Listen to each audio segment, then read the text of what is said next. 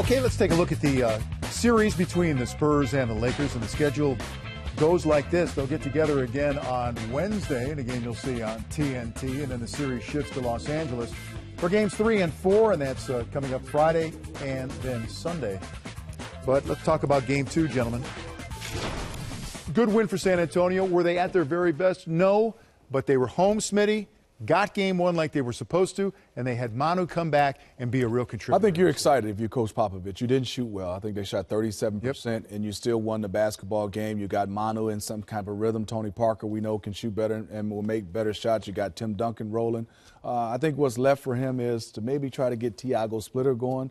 But other than that, I think Pop has to be happy. I mean, they're 17-2 fast break advantage, only 9 turnovers. They play pretty good defense, and even though they had some big-time rebounds between Dwight and Powell, they still played them pretty much even on the glass. So I think Pop is pretty happy about this game. What do you expect to see in game 2? Do you think that the Lakers will step up in this game offensively in game 2? Well, two days gives them a chance to go back, not only look at the film, but actually work on a few things.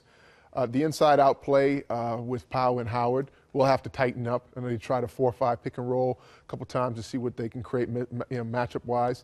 I'd like to put the ball in Steve Blake's hand, no disrespect to Steve Nash, and I'd like Steve to just be that spot-up shooter.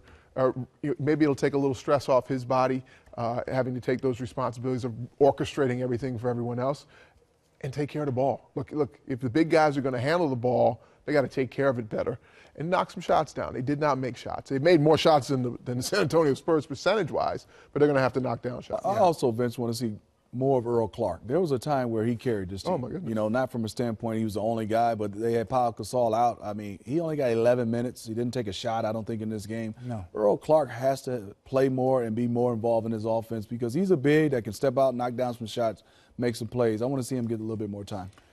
Well, one thing is not going to change, and that's the real depth of the Lakers. I know those guys that you're talking about have to step up and play better. 40-10, it was the Spurs bench outscoring the Lakers bench, but the Lakers have not been a good road team all year, okay? So this game 2, I mean, how much of the series is this game 2 for the Los Angeles Lakers? I think to be a great road team, to get wins, you got to be able to get stops. You got to be able to get multiple stops. And the Lakers have been proving that they can get stop after stop after stop. If they can concentrate on that and then start to hit a couple of shots and keep going inside out, keep feeding the basketball into those 2 big guys and maybe get some contributions from Jody Meeks and Earl Clark coming off the bench, they can have a chance.